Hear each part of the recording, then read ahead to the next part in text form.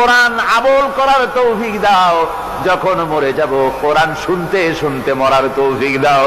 যখন কবরে চলে যাব কোরআনের নূর দিয়া অন্ধকার কবরকে আলোকিত করে দিও আল্লাহ।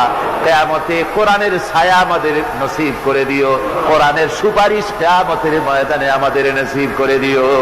রব্বুল আলামিন, কোরআন যার মাধ্যমে পেলাম সেই বিশ্ব নবী সরওয়ারে কায়নাত রাহমাতুল লিল আলামিন, তার দরবারে এই মাহফিলের সালাম তুমি পৌঁছায়া দাও।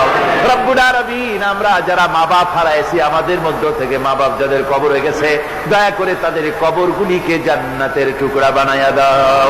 রব্বুল আলামিন, এই মাহফিলের কর্তৃপক্ষ প্রতি বছর কোরআনের খেদমত করে, কোন বছর তাদেরকে তুমি ঋণগ্রস্ত রাখনি, এবারও যেন এই কঠিন বাজারে, দ্রব্য মূল্যের বাজারে যেন তারা মাকরুজ না থাকে, ঋণগ্রস্ত না থাকে। তোমার বান্দাদেরকে দিল বড় করে সাহায্য দেওয়ার তৌফিক দিয়ে দিও আল্লাহ।